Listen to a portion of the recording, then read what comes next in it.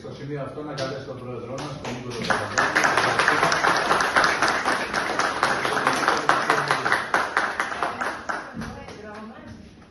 του οποίου το πρόσωπο καρποφορεί το Λόγο του Θεού. Είναι χαρά μεγάλη που είμαι σήμερα εδώ, αυτή τη σπουδαία μέρα. Πράγματι σήμερα η Εκκλησία μας γιορτάζει τη γιορτή της Μητέρας.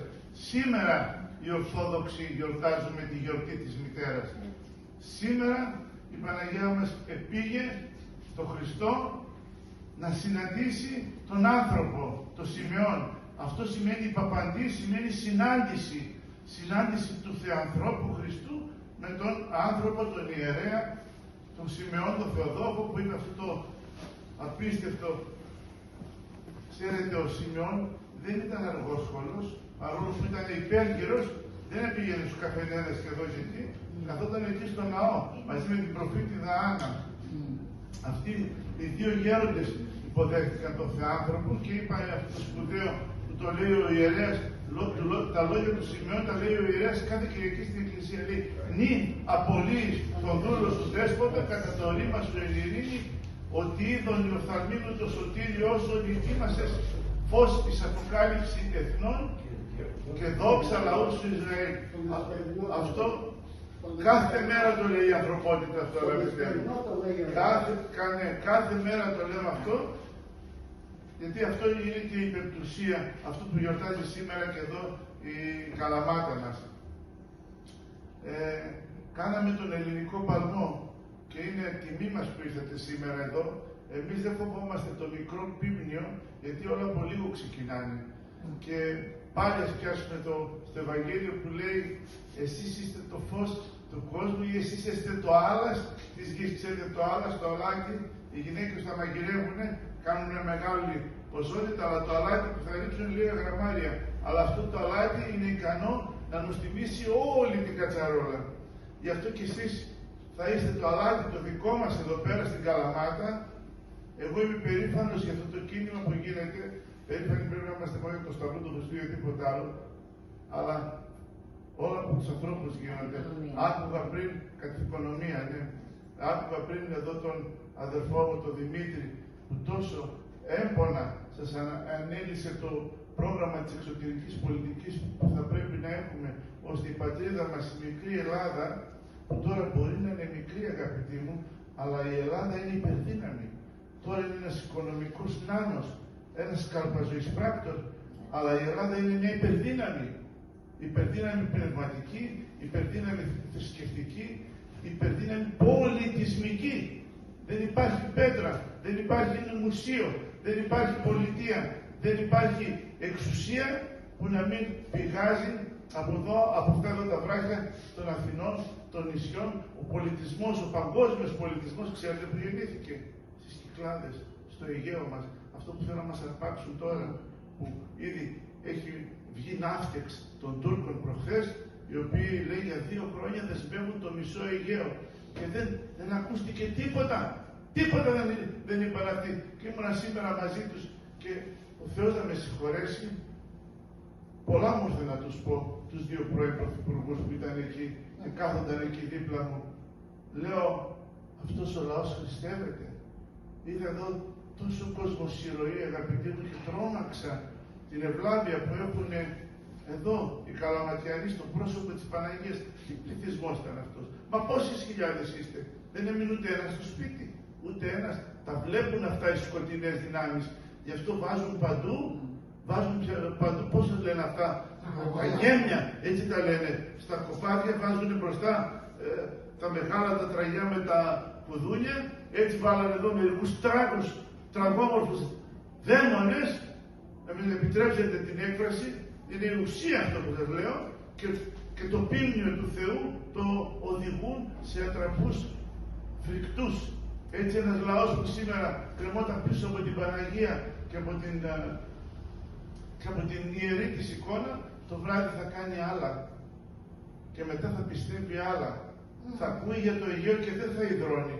Πιστεύετε να υπήρχε κανείς από αυτούς τους αρχηγούς που μας ελευθέρωσαν, που να άκουγαν ότι θα πάρουν οι Τούρκοι το μισό Αιγαίο για 2 χρόνια. Και όταν είπανε στους Τούρκους για 2 χρόνια, όχι, λέει ποιος είπε 2 χρόνια, εσάι. Και δεν θα ακουγόταν εδώ τίποτα. Και όχι μόνο δεν ακούστηκε, αγαπητοί μου. Προχθές γιορτάσαμε τα ήμια, είπε ο αδελφός μου ο Δημήτρης εδώ. Τα ήμια.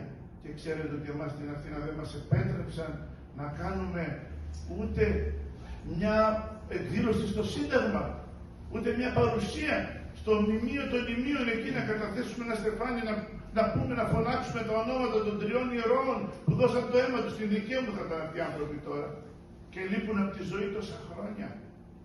Και δεν αφήνουν τα Ελληνόπουλα να μάθουν τη θυσία αυτών των ανθρώπων. Και εμπρότητος έμαθα ότι οι Πακιστανοί, Δημήτρη, πήραν άδεια και κάνανε εκδήλωση για να αντιδράσουν για κάποιους νόμους που έβαλαν οι Ινδοί. Καταλαβαίνετε σε τι που μας οδηγούν αυτοί οι τραγόμορφοι πολιτικοί, τον περήφανο ελληνικό λαό που ξέχασε τις ρίζες του. Και ο Κωνσταντίνος Παπαρηγόπουλος, ο εθνικός μας ιστορικός, λέει αν όλα τα έθνη, αγαπητοί μου, πρέπει να κοιτάξουν μπροστά για να προχωρήσουν και να προοδεύσουν, ένα έθνος πρέπει να κοιτάξει και πίσω. Ένα έθνος που, όπως σας είπα, είναι μια υπερδύναμη και δεν το λέω εγώ, το άκουσα να το λένε πολλοί ιερείς και έτσι είναι η αλήθεια. Έχει τη μεγαλύτερη εκπροσώπηση στον ουρανό από αγίους και αξιωματούχους, το δικό μας το έθνος. Γι' αυτό η Ελλάδα δεν θα χαθεί. Δεν θα χαθεί η Ελλάδα. Θα βρεθούν άνθρωποι, θα βρεθούν γόνοι αυτών των ανθρώπων. Ξέρετε, αυτοί νομίζουν ότι όλα τα έχουν σκεφτεί, ότι όλα τα έχουν κάνει, όλα τα έχουν μελετήσει, όλα τα έχουν προγραμματιαγράψει, αλλά ο Ρώσος Άγιος της λογοτεχνίας, Θεοδόρ Ντοστογεύσκη, που έγραψε στους αδερφούς Καραμαζόφ, χωρίς Θεό όλα επιτρέπονται, είπε ότι αν όλα τα έχουν προγραμματίσει, αν όλα τα έχουν μεθοδεύσει έτσι, μας έχουν όλους κοιμήσει, ένα δεν μπορούνε, γιατί και αυτό είναι η οργή του Θεού που πέφτει στα κεφάλια των ιών της απειθίας.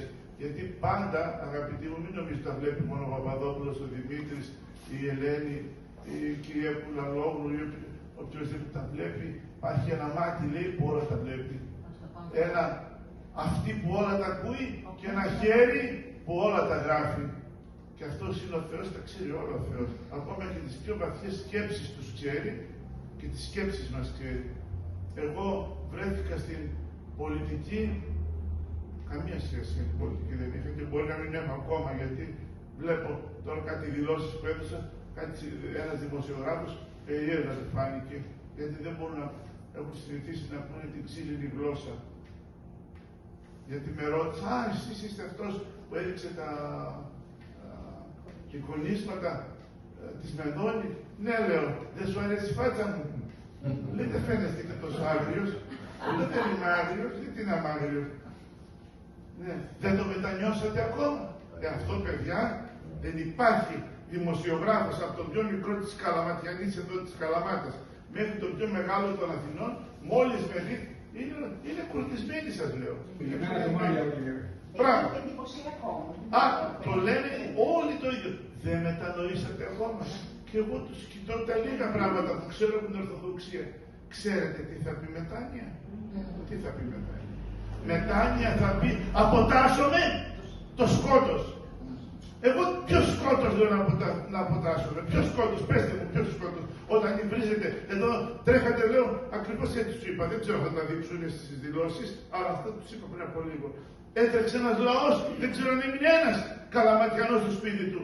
Τρόμαξα τον κόσμο που είδα όταν βγήκε το εικόνισμα της Παπαντής της Παναγίας και λίγα χιλιόμετρα εκεί στο κέντρο των Αθηνών, στην απαρχίδα του ελληνικού πολιτισμού, να υβρίζεται, να βεβηλώνεται κατά το χειρότερο τρόπο από σατανιστές πολιτικούς και διοικητικούς που βάλανε, όπως λέει ο φίλος μου, ο καθηγητής ο Βαθιώτης, αντεθνική τερατοθήκη να τη διοικούν αυτοί και να υβρίζεται εκεί πέρα μέσα το πρόσωπο της Παναγίας.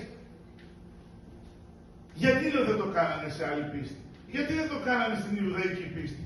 Γιατί δεν το κάνανε για το Μωάμεθ τη μάνα? Έτσι όπως είναι η Αθήνα μέχρι το απόγευμα, δεν θα υπήρχαν τα ωραία τους κεφαλάκια πάνω στους ώμους. Δεν θα υπήρχαν, αγαπητοί μου. Γιατί εκεί είναι σοβαρή. Εκεί ο Μωάμεθ τρίζει τα δόντια του. Ο Βούδας το ίδιο. Οι Ιουδαίοι με τις 7 λιχνίες που όποτε εδώ τον κύριο Δένδια και την κυρία Ζαχαράκη με ένα κιπά. Βλέπω εκείνου φαίνεται γιατί δεν έχει μαλλιά, φαίνεται το κεφάλι του κιπά και φαίνεται δίπλα στις 7 λιχνίες φωτογραφίζονται. Σας χρωστάω ένα χειροκρότημα για αυτό που κάνατε. Δεν.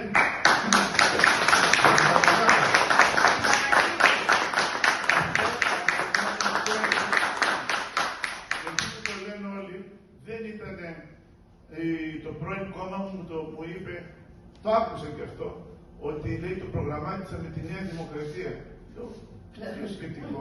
Πιο σκεπτικό, δηλαδή ναι, ότι ήταν προγραμματισμένο, λέει, για να βλάψουμε το πρώην κόμμα μου. Βλακίες, ένα σωρό βλακίες. Εμείς κάναμε, γιατί βγήκανε πέρσι το Γενάρη, 15 του μηνός, βγήκαν αυτά τα διαβολοεκθέματα. Εγώ τα λέω περιτώματα του διαβόλου. Έτσι λέγεται αυτή η τέχνη στην Ορθοδοξία. Ή αλλιώς γκατζουφισμός.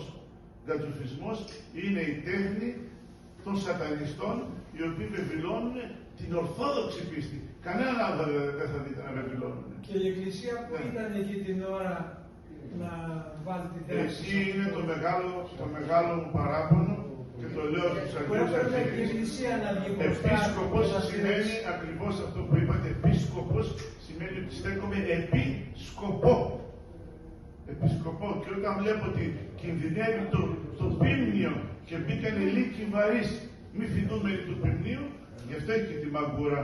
Γι' αυτό δεν είναι μαγκούρα για να στηρίζεται και να δείχνει μεγαλοπρέπεια. Η μαγκούρα είναι για τη χρησιμοποίηση για τους λύκους που θα μπουν μέσα να κατασπαράξουν το πίμνιο και αυτό το πίμνιο το ελληνικό κατασπαράσεται άπονα.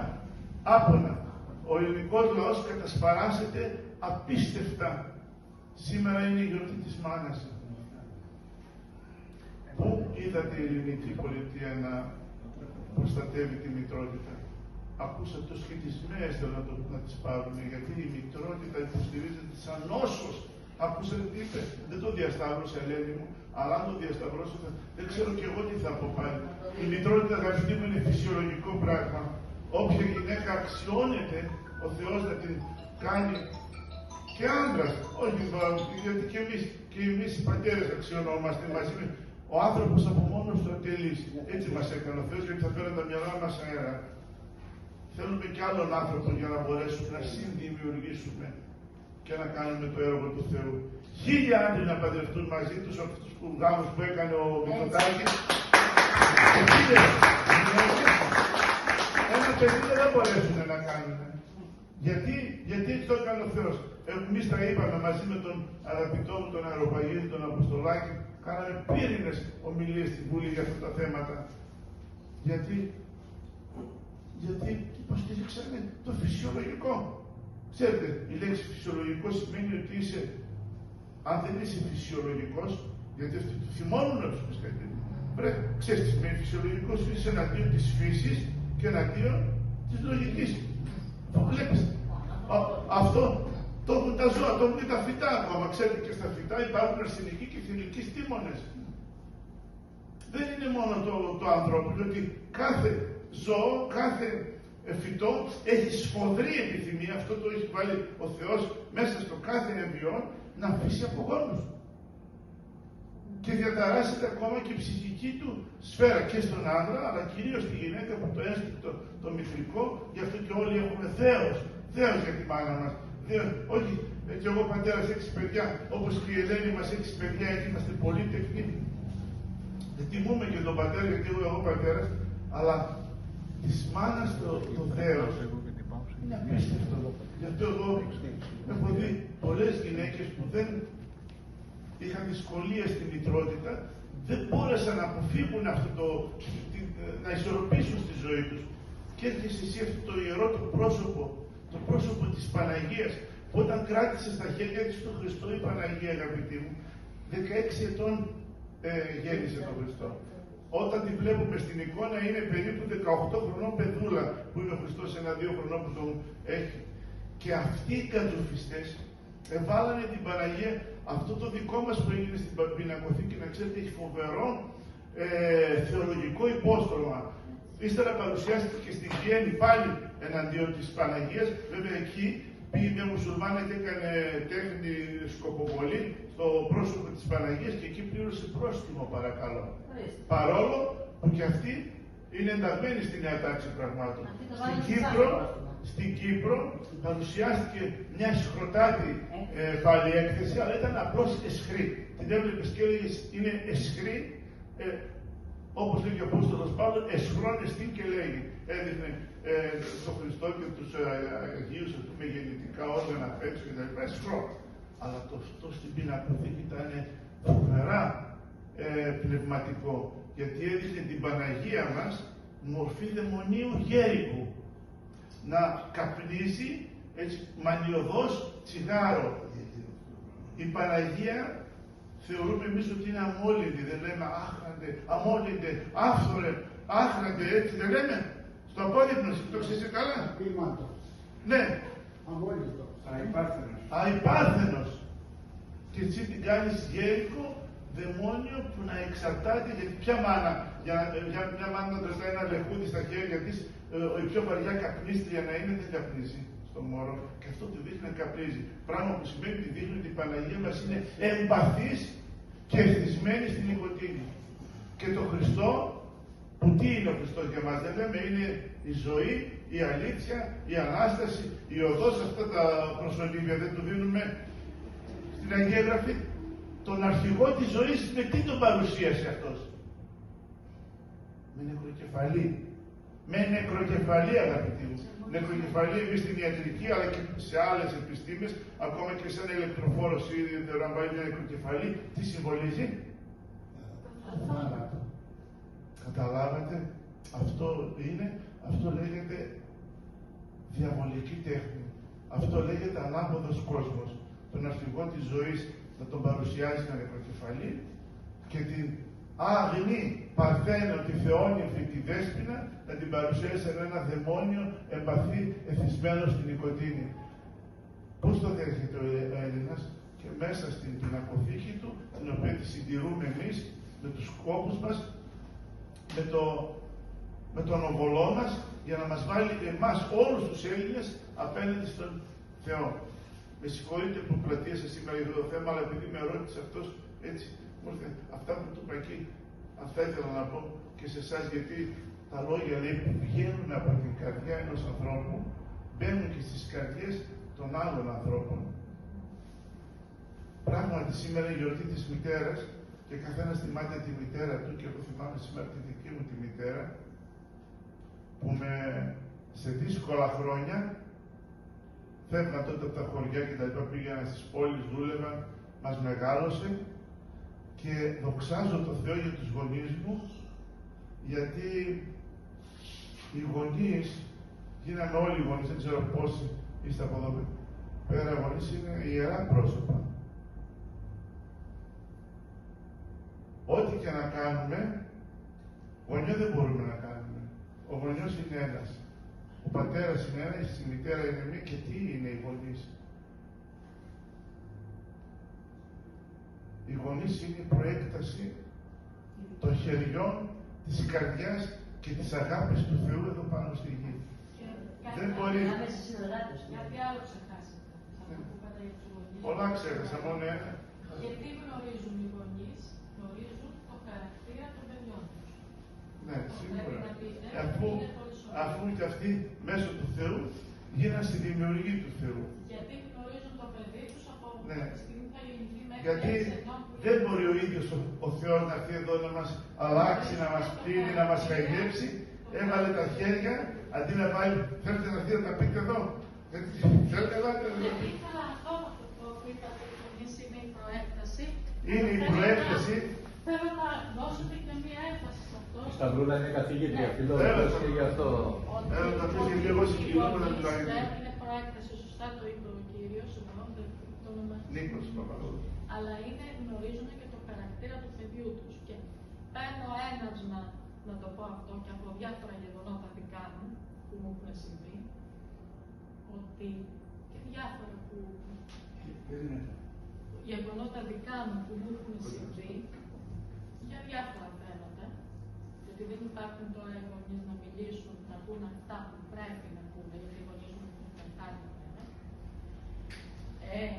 Είναι το καλύτερο σήμερα αυτό που κάνουμε. Και παίρνω ένα και από αυτά τα διάφορα που λέει, βάλε ας πούμε ο κύριος Ευαγγελάτος στις εκδοτές του, γιατί το παιδί του είχε τα προβλήματα τα ψυχολογικά, που σκότωσε τους γονείς του. Πού πρέπει να δώσει έμφαση ο κύριος Ευαγγελάτος? Όταν μεγαλώναν αυτό το παιδί τους, που βλέπαν το παιδί τους είχε αυτό το χαρακτήρα, τον κλειστό, τον υπερευαίσθητο, τον όποιο χαρακτήρα, πρέπει εκεί να δούνε πώς συμπεριφέρομαι εγώ στο παιδί μου. Δεν μπορώ να το βγάλω εγώ πέρα. Πάω στους ειδικούς. Σωστά έχουμε βάλει τους παιδοψυχολόγους στο σχολείο. Πάω στους ειδικούς. Γιατί και εγώ είμαι, ο γονιός είναι ένας άνθρωπος, έτσι. Έχει τα δικά του, έχει τις στενοχώριες του, έχει το χαρακτήρα του, έχει τα άγχη του. Ορισμένους ανθρώπους η υπερευαισθησία των παιδιών τους κουράζει ή τους αποδιοργανώνει ή τους ενοχλεί ή θέλει να απαλλαγούν από αυτό, από την υπερευαισθησία. Και δεν δίνουν σημασία, έφυγε από εδώ, του λέγανε, του ανθρώπου αυτού. Δεν υπάρχει εκπαίδευση και στους γονείς. Δηλαδή, κάτι που έπρεπε να μπει οπωσδήποτε στην εκπαίδευση, τα παιδιά να μάθουν τι πάνε να πει και πώς θα μεγαλώσουν τα δικά τους. Και πώς πρέπει να μεγαλώσουν. Τα παλιά χρόνια που η γιαγιά μου είχε 6 παιδιά, 10 άλλοι, 15. Πώς μεγάλωνε και δεν είχαμε τέτοια περιστατικά? Δεν υπήρχε τηλεόραση, Δημήτρη μου,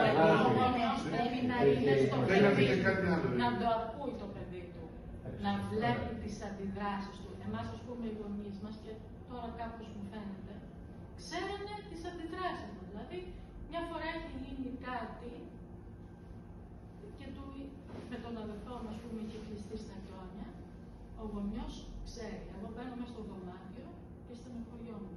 Αμέσως η μητέρα μου κατάλαβε την αντίδρασή μου. Και κινήθηκε να κατευνάσει την αντίδρασή μου. Να κατευνάσει την στενοχώρια μου. Ο γονιός πρέπει να είναι κοντά στο παιδί. Τι να τον βρούμε τώρα, Αυτό σας λέω, γι' αυτό πρέπει να γιατί δεν δίνουν σημασία τι δεν μπορούν. Δεν φέρει. Για τον ελληνικό, για την μητρότητα και για την οικογένεια. Αλλού πρέπει να δώσει έμφαση στα μέσα μαζικής ενημέρωσης. Αλλού πρέπει να δώσουμε έμφαση στα μέσα μαζικής ενημέρωσης. Και όχι στους εισαγγελίες και στις αστυνομίες που είναι η τελευταία εποχή. Για αυτό τον ελληνικό παλμό έχουν ψηφίσει θέσεις, ιδιαίτερα για Έγινε την λέει το οικογένεια, γεγονός, τον αλλά αυτό ελλαδικό, που γιατί όλα είναι πολιτικό. Βλέπω το παιδί μου ότι έχει πρόβλημα, γιατί είναι έτσι γεννημένο, είναι έτσι η υπερευαισθησία του. Είναι άνθρωποι υπερευαίσθητοι, έτσι είναι γεννημένοι. Δεν αλλάζουν. Να πούμε καμία κουβέντα. Ναι. Να είσαι Λοιπόν, καλά. Πολύ σωστά. ευχαριστούμε. Λοιπόν, είπαμε και αυτά έπρεπε να τα πούμε, γιατί αυτή η μέρα αυτά γιορτάζουν σήμερα. Δεν είναι γιορτές εκείνες το Μάιο με τα λουλούδια και τώρα σε λίγο των ερωτευμένων κτλ. Εμείς ξέρουμε τις ορθόδοξες γιορτές. Ο ελληνικός παλμός λοιπόν έγινε χάρη του Θεού. Μετά η απόφαση πάρθηκε μετά από αυτό το θεληρό γεγονός της πινακοθήκης, όπου υψώθηκαν τα έργα αυτά του Βάαλου, όπως τα λέω εγώ, και το πρώην κίνημα που ήμουν, ας πούμε, κατάλαβα ότι ήταν από πίσω, δεν ήταν αυτό που έδειχνε. Μαζευτήκαμε άτομα, κάναμε τον ελληνικό παλμό, βάλαμε μπροστά αυτό το τρίπτυχο της πατρίδος, της πίστεως και της οικογένειας και θέλουμε να το υποστηρίξουμε με κάθε τρόπο, γιατί η Ελλάδα χάνεται και οι γονείς ακόμα έχουν αλωτριωθεί, δεν αφιερώνουν χρόνο στα παιδιά, ακόμα και οι μάνες, οι γιαγιάδες. Θα είναι γραμμένοι, βλέπω το Facebook, δεν μπορούν να τους πάρεις από το εκεί, ούτε τους μεγάλους τους μικρούς. Έχει γίνει οθόνη, έχει δεσμεύσει τα πάντα, έχει δημιουργήσει σοβαρά προβλήματα. Θα μπορούσα να σας μιλώ ώρες, γιατί είμαι γιατρός, στις διαταραχές της εκκρίσεως του εγκεφάλου, ειδικά μια ουσία που λέγεται μελατονίνη, όταν δεν εκκρίνεται αυτή σωστά, γιατί χτυπάει φωτόνια η οθόνη στα μάτια, δημιουργούνται αυτά τα 3 κάπα που λέμε, για να τα θυμάται κανείς εύκολα. Είναι η κατάθλιψη, η είναι καρκίνοι και καρδιοπάθειες. Ναι, και αυτά παίζουν μεγάλο ρόλο οι οθόνες που δεσμεύουν όλο το χρόνο μας. Γι' αυτό όσο μπορείτε μακριά, να βάλετε όσο μπορείτε τερπιγέδες και στα παιδιά σας, αλλά κυρίως στον εαυτό σας. Γιατί πάνε οι μάνες μαλώνουν τα παιδιά και κάθονται αυτές εκεί πέρα. Ο ελληνικός παλμός λοιπόν είναι ένα κίνημα. Θα πείτε ένα ακόμα κίνημα. Ναι, ένα ακόμα κίνημα. Γιατί ένα ακόμα κίνημα? Βλέπετε ότι το 50-60% των Ελλήνων δεν πάει να ψηφίσει. Γιατί δεν πάει να ψηφίσει? Γιατί είναι χαζοί ή γιατί είναι καθυστερημένοι και αφήνουν να αποφασίζουν αυτό το 40%? Όχι. Είναι απογοητευμένοι, πιάνουν τις μύτες τους, κλείνουν τα μάτια τους με αυτά που βλέπουν, με εμάς που βλέπουν εκεί στη Βουλή, να ξεπουλάμε την πατρίδα μας, να ξεπουλάμε την πίστη μας, να ξεφτιλίζουμε τις οικογένειές μας. Βλέπετε, ζήτω η Ελλάδα, ζήτω η θρησκεία, ζήτω η Νέα Δημοκρατία και η Νέα Δημοκρατία έφερε στον δομονόμο να παντρεύει αρσενικούς με αρσενικούς. Τώρα φέρνει την ψηφιακή καταστροφή και ολοκληρωτισμό. Εγώ το έζησα στην πανδημία, αγαπητοί μου, γιατί σαν γιατρός κατάλαβα την πονηρία τους που παίρνανε νόμους και πρωτόκολλα ιατρικά τα οποία ήταν θανατηφόρα. Είχαμε μια Ελλάδα λίκνο, ας πούμε, και είχαμε υπερδιπλάσιους θανάτους από ό,τι είχε η Σουηδία. Έχουμε ίδιο πληθυσμό με τη Σουηδία. Η Σουηδία είναι, ξέρετε, στο βορρά πάνω και εμείς είμαστε στο πιο ευλογημένο μέρος, το καλύτερο εύκρατο κλίμα κτλ. Η Σουηδία είχε 16.000 θανάτους και εμείς είχαμε 37.000 θανάτους. Που εμείς έχουμε 2-3 μήνες χειμώνα, αυτή είναι συνήθως το χειμώνα, σε υγρασία κτλ. Που οι ιώσεις εκεί κάθε χρόνο έχουν πολύ περισσότερα θύματα από ό,τι έχουμε εμείς με το εύκρατο ωραίο μεσογειακό μας κλίμα. Γιατί εφαρμόστηκε αυτή η πονηρά ιατρική που λέει η επιστήμη χωριζομένης αρετής, πανουργία εστί και όσο οποία φαίνεται, ακριβώς την είδαμε την πανουργία σε αυτή την κατάσταση. Έτσι λοιπόν, βλέποντας αυτά στην πανδημία, ασχολήθηκα εγώ για πρώτη φορά με την πολιτική. Γιατί εκδιώχθηκα όταν αντέδρασα για τα εμβόλια, σε επιστημονικό επίπεδο τους είπα ότι δεν συντρέχουν οι αναγκαίες και ικανές συνθήκες για να εφαρμόσετε αυτό το πρόγραμμα των εμβολιασμών. Δεν είχαν γίνει μελέτες. Δεν είναι αποτελεσματικά. Λέω 10 εκατομμύρια Έλληνες λέτε ότι εγώ είχα αντιμέτωπο στην ατυχία και αυτή στην Βουλή από τους χειρότερους πολιτικούς που είναι στα τέτοια, τον κύριο Γεωργιάδη και την κυρία Καπιτράκη, αντίστοιχοι άνθρωποι, οι οποίοι λέγανε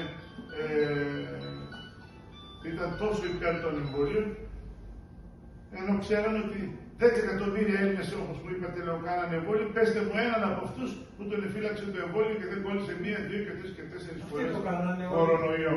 Και αυτοί πεθαίνουν σήμερα και δεν εμείς, αγαπητέ μου, δεν θέλω να στεναχωρώ κανέναν και δεν θέλω να το κάνω αυτό ούτε για τους συναδέλφους μου. Εμάς μας εφύλαξε ο Θεός και δεν εμβολιαστήκαμε. Αυτοί οι άνθρωποι, τι να τους προσευχόμαστε? Εγώ τότε τους έλεγα, εσείς θα προσεύχεστε για μας και εμείς θα προσευχόμαστε για εσάς. Για να έχουμε όσο δυνατόν καλά αποτελέσματα. Γιατί ποιος δεν πονάει η ψυχή του, τα χάνεται ένα νέος άνθρωπος. Και λοιπόν, ερχόμαστε τώρα να γυρίσουν οι ρόλοι. Προχθές πάλι στη Βουλή σκοτωθήκαμε με αυτόν τον Κέλλα σ' όνομα και πράγμα. Με τον Τζιάρα, ο οποίος τους παρακαλούσε με γονιπετός. Βολιάστε τα ζώα, βολιάστε τα πρόβατα, βολιάστε.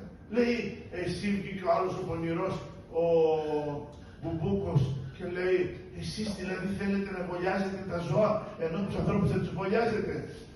Λέγε, κοίταξε, έρχομαι από τη γωνία, μιλάς με γιατρό. Εκείνα τα εμβόλια με αυτά έχουν σχέση.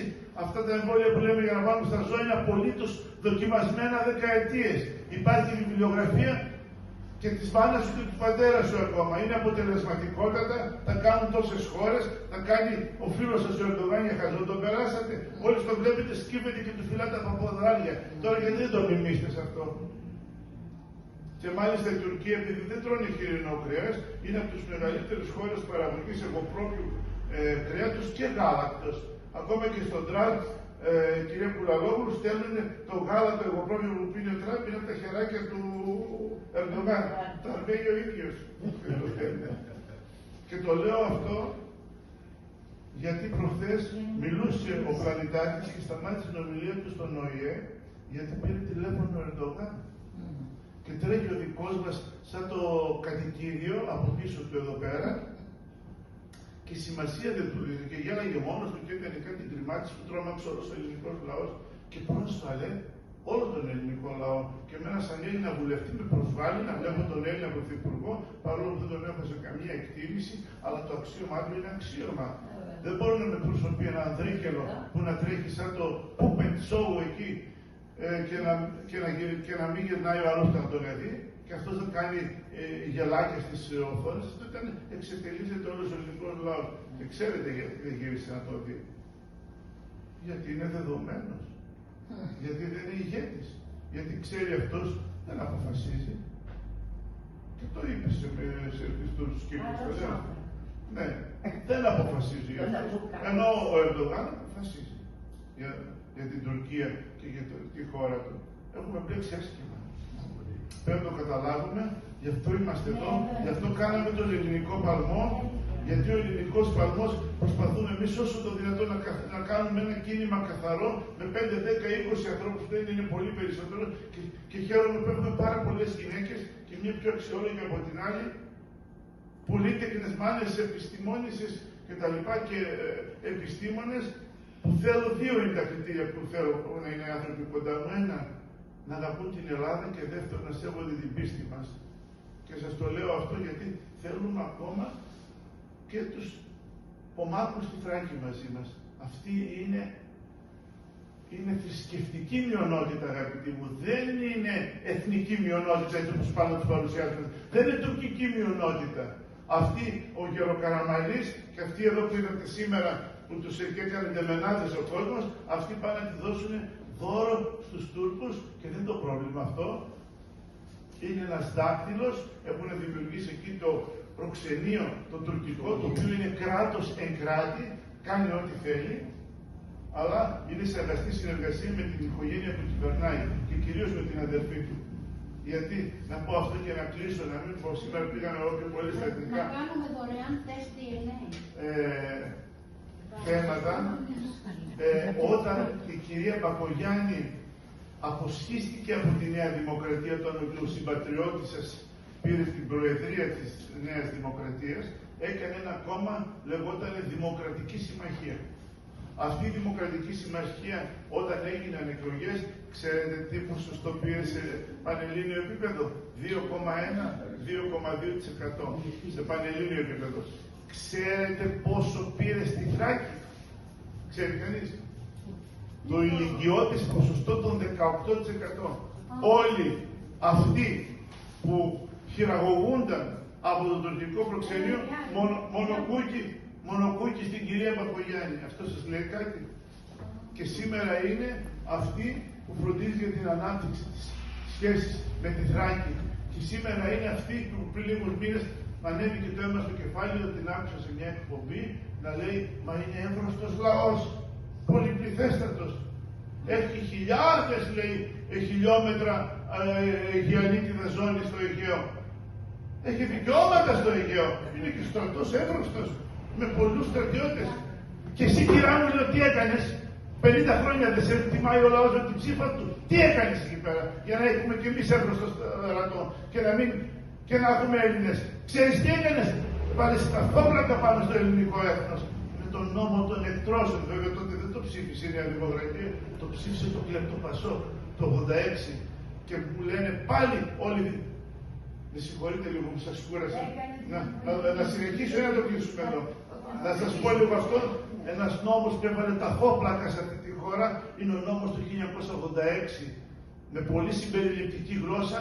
Ο νόμος λέγεται, πώς το λέει να δεις και ωραία, συμπεριληπτική γλώσσα, είναι όταν θέλουμε να πούμε κάτι πολύ άσχημο, θανατηφόρο, με πολύ ωραία λέξη. Λέμε, ας πούμε, ομοφυλόφιλος, να μην πούμε τη λέξη που λέμε. Εντάξει. Κίνδυνος είναι η ηλική λέξη. Εγώ το είπα στη Βουλή αυτό που λες κίνεδο ή μαθακούς, τους είπα. Έτσι όπως τους λέει ο Ιωάννης, ο μαθητής αγάπης. Αυτός, ξέρετε, ο Ιωάννης είπε, έγραψε το κατά Ιωάννη Ευαγγέλιο και την Αποκάλυψη. Το τον λέμε μαθητή της αγάπης, γιατί ακόμα και στα τελευταία του δεν έλεγε ούτε καν παιδιά μου, έλεγε παιδάκια μου, τεκνία μου. Και στο τέλος της Αποκάλυψης χρησιμοποιεί, ας μου επιτραπεί, λέξη μαλλιαρή γλώσσα ο Ιωάννης και λέει έξω, όξο. Όπως έλεγε ο Μπαρμπαγιώτης στο Λούνα Πάρκ, ο Συνδικάλης του θυμάστε, όξο βρε, έλεγε. Ναι, έτσι. Έτσι λέει και ο μαθητής αγάπης, λίγο πριν τελειώσει η Αποκάλυψη, λέει έξω από τον παράδεισο, δεν θα κληρονομήσουν τον παράδεισο. Εκεί είναι η αγαπητή μου Χριστίνα, οι φαρμακοί, οι μάγοι δηλαδή, και οι αστρολόγοι, αυτοί βγαίνουν έξω από την Βουλή, αν δεν πάρουν χρήσμα από τον αστρολόγο με την καφετζού, αν δεν δουν τον Φλιτζάνι. Δηλαδή, ό,τι λέει το Ευαγγέλιο. Και οι φωνείς και τα φαύλα πράξαντες, δηλαδή πιο ξεκάθαρα δεν μπορεί να το πει. Ο νόμος λοιπόν αυτός λέει τεχνητή, ακούστε ορολογία. Πού να το καταλάβει ένα αυτή που δεν είναι προπονημένο στις ευαγγελικές αρχές, στις αρχές της ζωής. Τεχνητή διακοπή κύησης. Αυτός ο νόμος, αγαπητοί μου, από το 1986 στα τώρα, άμα δείτε τα αποτελέσματα, ήταν θανατηφόρα για το έθνος μας. Τότε ήταν διπλάσιες οι γεννήσεις από τους θανάτους. Είχαμε γύρω στους 140.000 γεννήσεις, 70.000 θανάτους, για να το θυμάστε χοντρικά. Τώρα είναι το αντίθετο. 70.000 γεννήσεις και δεν ξέρουμε πώς είναι Ελληνόπουλα. Δεν θέλω να τα πω όλα αυτά γιατί είναι τραγικά και θα πάρει πολύ χρόνο. Και 140.000 οι θάνατοι, ειδικά στο νομό Εύρου, είναι ένα απέραντο νεκροταφείο. Και τους ακούς, να μην πω καμιά λέξη άσχημη, γιατί έχουμε να κόψουμε για την Αγιοβασιλότητά μας, τους ακούτε το θέματα, τα λύσαμε, είπε ο Μαρινάκης, όχι ο δισεκατομμυριούχος, ψευδάλος ο Μαρινάκης, που κάνει τον εκπρόσωπο τύπου. Τι έλυσες, βρε, τι έλυσες, με αυτόν τον νόμο έλυσες και του Πασόκ τότε είχαν και μερικοί στη Νέα Δημοκρατία που είχαν λίγο φιλότιμο και λίγο τσίπα και ενδιαφέροντα για την Ελλάδα. Το έλυσες το θέμα, δες αυτά τα στοιχεία που σου λέω, δες πως γίνονταν τότε, δες πως γίνονται τώρα και δεν γίνονται γιατί τους σκοτώνουμε. Η έκτρωση είναι φόνος, είναι θάνατος. Και ο θάνατος πού? Μες στα σπλάχνα της ίδιας του της μάνας που λέγαμε πριν για τη μάνα που είναι αγάπη, που είναι έτσι, που είναι αλλιώς. Το έμβριο, έλεγε ο Μέγας Βασίλειος που θα κόψουμε την Αγιοβασιλόπιτα, που ήταν πανεπιστήμονας. Ο Μέγας Βασίλειος, ξέρετε, ήταν γιατρός. Και ρήτρου και γιατρός ήταν, ναι, είπε άπαξ άνθρωπος από τη σύλληψη. Το ίδιο λέει και η επιστήμη σήμερα. Μόλις πιαστεί το παιδί της μάνας στην κοιλιά και κρυθεί αυτή η χωριακή γοναδοτροπίνη, η β' χωριακή γοναδοτροπίνη και τη δει στο τεστ, η γυναίκα δεν λέει σε 9 μήνες θα αποφερεί. Άμα το σκοτώσει, τότε δεν θα έχει παιδί. Και που μέσα στα σπλάχνα της μάνας, που το λέω σε πολλές ομιλίες και θα ακούσει από τον Αυγουστίνο τον Καντιώτη που έλεγε κανένα ζώο, ούτε αρκούδα, ούτε ιένα, ούτε λυσασμένο θηρίο δεν έχει τέτοια κακία να σκοτώσει το παιδάκι της μέσα στα σπλάχνα του, που εκεί η μάνα και ο πατέρας, μην βγάζουμε την ουρά του πατέρα έξω, ο πατέρας και η μάνα είναι υποχρεωμένος να το προστατεύσει εκεί, γιατί εκεί το έμβριο είναι εικόνα του Χριστού, κλαίει ο Χριστός για αυτό το μάθημα που κάνω, αγαπητοί μου. Το είδα στο Ιεροσόλυμα, μας έδωσε ο Πατριάρχης μια εικόνα του Χριστού, να έχει εκδοθέντα έμβρια μέλη ανθρώπινα και να κλαίει ο Χριστός, γιατί αυτά είναι αθώα, είναι ανυπεράσπιστα, είναι αναμάρτητα, σαν και εκείνονα. Εμένα, ευχαριστώ πολύ για την τιμή που μου κάνατε και ήρθατε εδώ. Θέλω να υποστηρίξω και τον ελληνικό παλμό, να δράσει ο καθένας αυτοί που είμαστε. Δεν πειράζει. Μικρό το ποιμνίο, το καλό το ποιμνίο. Αλλά έτσι όπως θα τα πείτε, θα πείτε ότι είναι ένας παλαβός έρχεται και μας λέει αυτά τα πράγματα. Αυτά είναι η ουσία. Είναι η ουσία. Αν δεν δούμε την ουσία και συνεχίσουμε να φωνεύουμε τα παιδιά μας πριν καν τα δύο ήλιος. Ξέρετε, μιλάνε για 300.000. Εγώ σας λέω ότι είναι περισσότερες.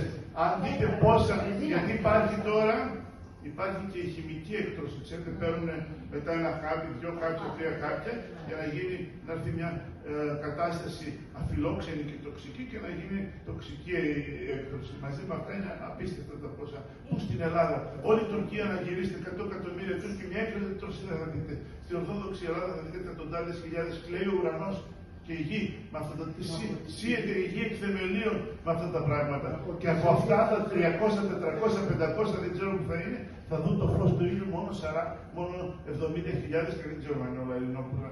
Ευχόμαστε το έθνος μας να μεγαλουργήσει, ευχόμαστε να δούμε τις ρίζες μας, ευχόμαστε να πάνε όλα καλά στην πατρίδα μας. Ευχαριστώ πολύ.